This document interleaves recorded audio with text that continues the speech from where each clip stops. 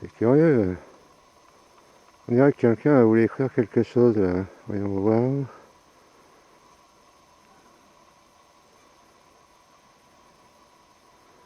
Ah si, moi je crois, ouais, je crois comprendre, ouais. Ça veut dire car Nas. Ah ouais. Carnas, c'est un petit village à 40 km au nord de Montpellier. J'aimerais bien faire le portrait de ce village, mais je ne sais pas par quoi commencer. Peut-être par ça, parce que je suis en pleine garrigue. Qu'est-ce que vous voyez là? C'est des cèpes. Ça, c'est un mec qui a touché la prime à l'arrachage. Il avait un beau terrain. C'est peut-être pas l'idéal pour commencer un reportage sur un village, parce que je ne peux pas trouver plus laid que ça en fait. Je comprends pas ce qu'il a voulu faire avec ces cèpes et ces sacs en plastique de merde tout noir. Hein. Vous en faites pas, après je chercherai du beau. Là je suis dans le vilain. Merde. Ah ben voilà, on le voit le village là. Alors comme d'habitude ça va être un filmé monté. Et sur le plan d'avant j'ai appuyé avec mon nez sur le bouton. Ben, je vais le laisser, hein, ça fera le charme de ce petit village là. Toujours eu des chevaux ici. C'est la proximité de la Camargue qui fait qu'on a beaucoup de chevaux. L'espace aussi, on a beaucoup d'espace. Merde! Voilà, ce sera peut-être plus lisible que mon tas de cailloux. C'est l'entrée du village avec le cimetière à l'arrière. On voit très bien les cyprès. Voilà. La cave coopérative qui malheureusement a fermé l'année dernière. Je sais pas quels en sont les tenants et les aboutissants. Enfin, dans le Bordelais, ils ont leur château. Nous, on a nos caves coopératives. Celle-ci a servi pendant plus d'un siècle. Début du 20e jusqu'à 2012-2013. C'est un peu facile de prendre les panneaux, mais enfin ça scie plus bien quoi. J'espère que ça se remettre. Et là, le moins rigolo, ça fait partie du village quand même. En face, c'est le bois de Paris avec à l'extrême droite le chapeau du gendarme. Une très belle vue sur la mer là-haut. Bon, c'est encore un panneau pour situer. Je vais vous montrer quelque chose à droite, là, vous allez voir. Quand vous allez au musée archéologique de Nîmes, la première chose que vous voyez, qui se situe au sommet de cette crête, c'est une ferme gallo-romaine. Je vous ai dit ça, cette petite colline paraît déjà beaucoup plus sympathique. On y a retrouvé des grains de raisin dans des jardins. Il y a des belles maisons en pierre, regardez, celle-ci date de 1671, d'avant la Révolution. Ça ne bougera pas celle-là. Alors, ce qu'on a beaucoup à Carnas, c'est des puits. Par exemple, ce lavoir qui a été retapé, ici, il y a de l'eau toute l'année, y compris au mois d'août, comme dans tous les puits du village. Je vais essayer de vous en montrer un autre. Bon, sinon, on a des lotissements comme partout. Hein. Merde, il n'y a plus de piles. Bon, l'église, c'est pas ce qu'on a de mieux, mais enfin bon. Celui-là, c'est un des plus jolis. Avec cet arbre qui a poussé là. Les gens font un peu de jardinage ici. Voilà, belle vue sur le chapeau du gendarme là-bas. Il faut 1 heure pour monter à pied là-haut. Une très belle vue. Notre église, je sais pas ce qu'on a fait mieux, elle date du début du XXe siècle. Bon, ma foi. Je vais aller vous montrer celle du 12e. Monument aux morts comme partout. Le nôtre a une belle faute d'orthographe, enfin bon, ça se voit pas trop.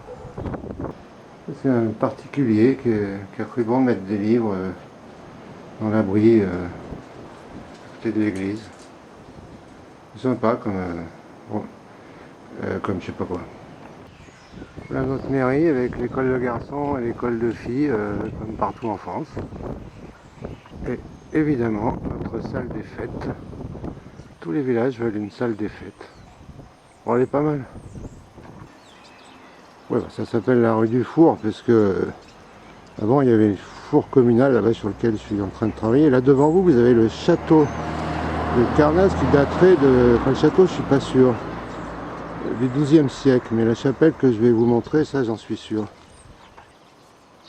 Bah, je trouve qu'il n'a pas la tête d'un château du XIIe siècle. Je pense qu'il a dû être reconstruit. Je sais pas, je vais me renseigner, on voit un pigeonnier là-haut. Bon.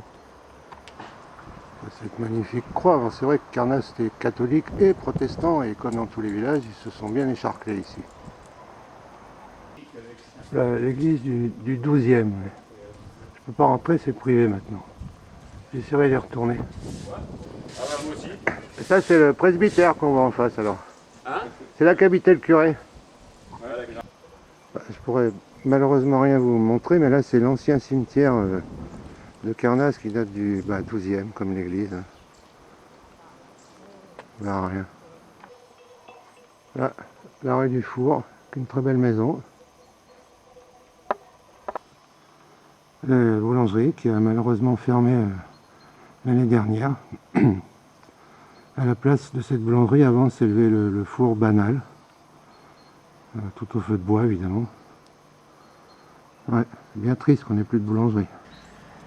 Voilà, tout ce qui est à ma droite, là, ça date à peu près de 1850, quoi, milieu 19e.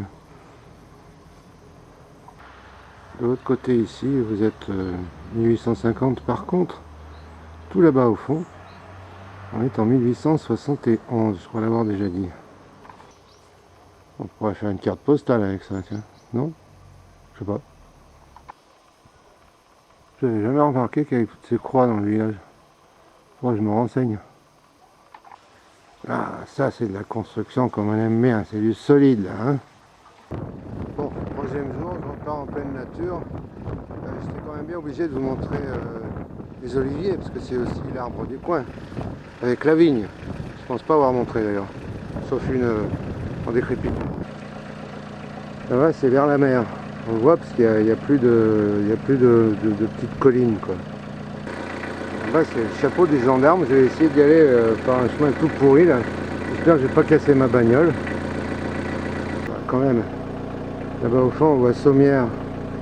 On reconnaît facilement à sa tour. Voilà, 15 km de piste comme ça, et encore là ça va à peu près, pour vous montrer ce qui va suivre. Ah bien sûr, il faut connaître, hein.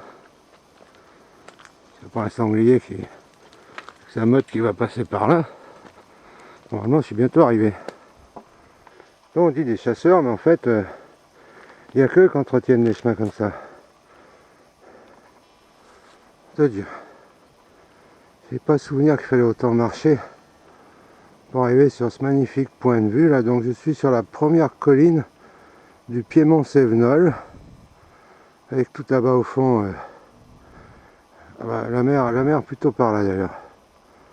La mer, Sommières comme on l'a vu tout à l'heure, et là je dirais putain, on dirait les tours de Nîmes là-bas au fond. En tout cas c'est le Vauvage, ça s'appelle le Vauvage. Entre Sommières et Nîmes ça s'appelle le Vauvage. Ouais, on dirait les tours des HLM de... Voilà. Je redescends là. Putain, je me pèle, je suis dans le vent. Le gelé là. Le pic Saint-Loup. Et l'Ortus à droite. Ça vaut le coup quand même de se balader par là. Et en face c'est les Cévennes. La Cévenne, comme dirait Chabrol. Magnifique pays. Eh ben le voilà, ce foutu village. Évidemment entouré par la nature. Hein. Terminé là-dessus par un panoramique sur le village. Et avec le soleil dans la gueule là-bas, j'espère qu'on va le voir, le pic Saint-Loup et donc son copain l'Ortus. Voilà, c'est sûrement le film le plus pourri que j'ai fait, mais enfin il a le mérite d'exister. Allez, au prochain, ciao ciao. Des hydrocarbures Voilà. conventionnels. Bon ben moi j'ai de la route à faire, j'espère que ça donnera une idée de ce qui s'est passé ici à Barge.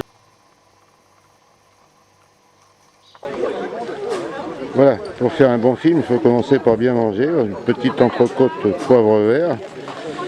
Je suis ici à Bannes,